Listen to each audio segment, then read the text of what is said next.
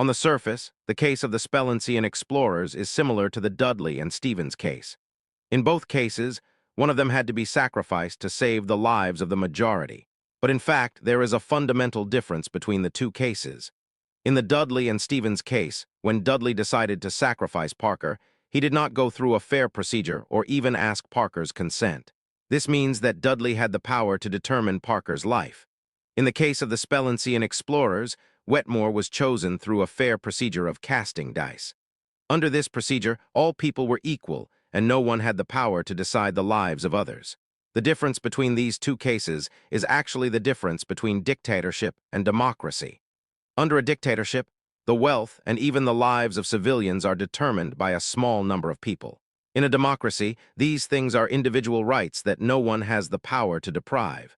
If a small group of people has to be sacrificed, they must be chosen through a fair procedure. Everyone is forced to participate in this procedure, and everyone has the same odds of being chosen. Some people may think that my understanding of democracy is wrong. They believe that in a democracy, the right to life cannot be deprived under any circumstances. We know it is not correct. All countries now have wartime military service law. This law stipulates that the government has the power to force people to enlist in the army in the event of an invasion by foreign enemies.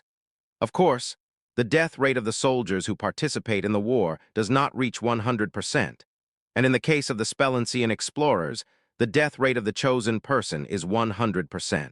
But it is just a difference in death rate. There is no difference between the two in essence. Some people have to be sacrificed. However, under different systems, the conscription process is very different. In a democracy, no one has the privilege of evading military service.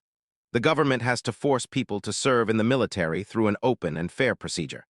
Under a dictatorship, although there is an open and fair procedure on the surface, everyone knows that this procedure does not work at all, and the actual decision is in the hands of the leader.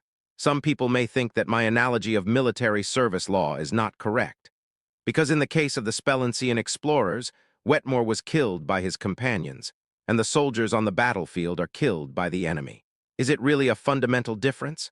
Well, let me change the plot in the case of the speluncean explorers. Suppose that in order to save the lives of the majority after Wetmore was chosen, he was forcibly pushed into a room with a man-eating monster by his companions.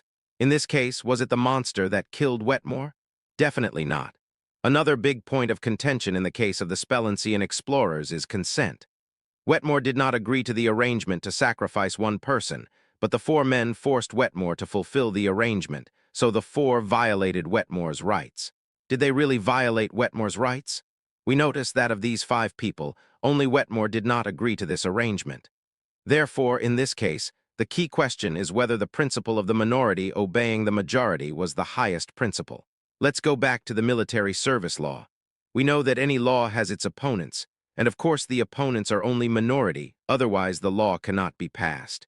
But can opponents evade military service on the grounds of opposition to the military service law? Of course cannot. If this act is permitted, there will be few people in the country who will serve in the military. The country can only wait to be destroyed.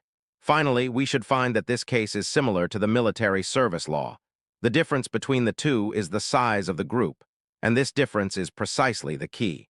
In a state of emergency, a country's government has the power to sacrifice individuals, but no group other than the government is permitted to have this power. Should they have this power? The author shows his attitude with a 2-2 draw. When a group cannot receive any assistance, the government has to permit the group to take self-help measures.